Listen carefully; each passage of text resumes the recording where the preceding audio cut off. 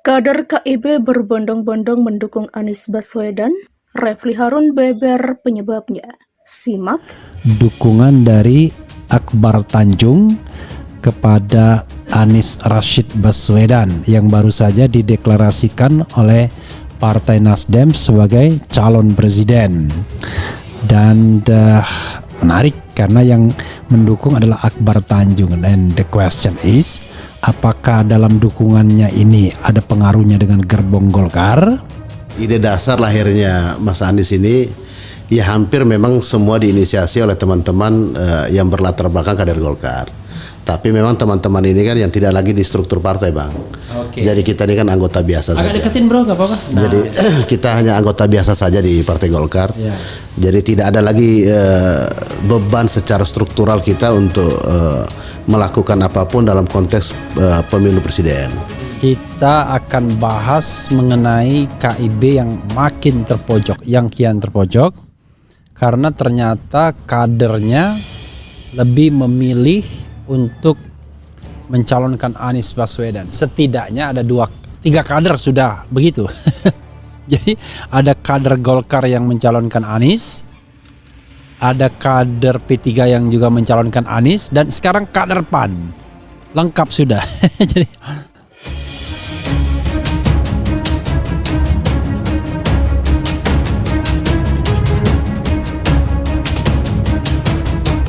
Bagi Anies Baswedan sejauh ini untuk menjadi kendaraan menuju kursi RI 1 sudah ada calon koalisi yang disebut Koalisi Perubahan yang berisikan Nasdem, PKS, dan Demokrat.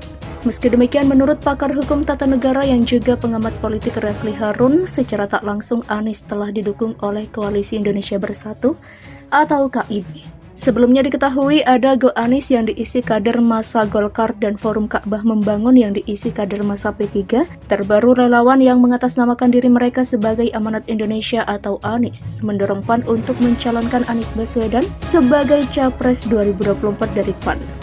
Mereka diketahui bagian dari pendiri PAN dan juga mantan anggota DPR fraksi PAN. Kalau kita lihat dari 9 partai parlemen itu, pendukung Anies Baswedan paling tidak susah 6 partai, yaitu Nasdem, PKS, Demokrat, dan KIB, Golkar, P3, PAN, yang belum PDIP, Gerindra, PKB, ujar Refli. Refli pun menjelaskan pilihan massa 3 partai KIB untuk mendukung Anies Baswedan berkaitan dengan taktis dan kepentingan partai sendiri. Menurutnya, mendukung selain Anies sama sekali tidak menguntungkan bagi partai khususnya di Pileg. Kalau Capres itu 3, Anies, Ganjar, Prabowo, maka akan sangat aneh kalau kader ketiga di luar Koalisi Perubahan memilih Ganjar Pranowo karena dia milik PDIP. Mengendorse Ganjar sama saja dengan membesarkan PDIP, apa untungnya bagi partai-partai tersebut? Demikian jelasnya. Ini fenomena menarik bagaimana Anies itu secara sosiologis didukung kader dari 6 partai politik for the time being sejauh ini. Demikian ungkapnya. Menurut Refli, saat ini kubu pemerintahan sedang ketar-ketir dengan manuver Anies Baswedan yang telah bisa menggait suara akar rumput partai yang masuk dalam lingkar kekuasaan Jokowi. Itu yang kemudian yang jadi persoalan dan ini makin menggetarkan dinding-dinding istana. Demikian ujar Refli. Situasi ini menurut Refli akan berimbas pada meningkatnya serangan kubu penguasa ke Anies dengan berbagai macam Narasi tersebut antara lain mengarahkan opini bahwa Anies Baswedan itu bukan siapa-siapa dan tak layak memimpin Indonesia.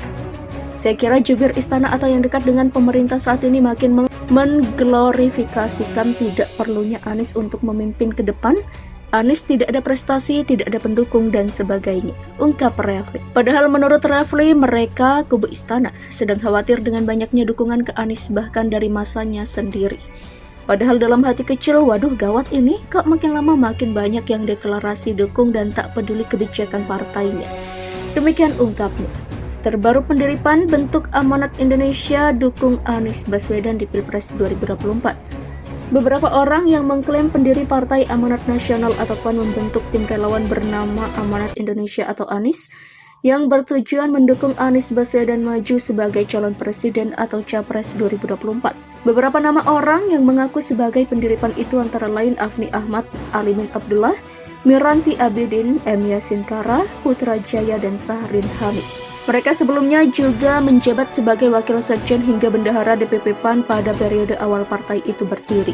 Dalam rangka menjembatani aspirasi konstituen PAN dalam pemilihan presiden, maka kami dari entitas PAN yang terdiri dari para pendiri atau deklarator PAN, anggota DPR RI, mantan anggota DPR RI, pimpinan atau pengurus kader dan simpatisan PAN telah membentuk ANIS atau Amanat Indonesia pada hari Kamis tanggal 17 November 2022 di Jakarta.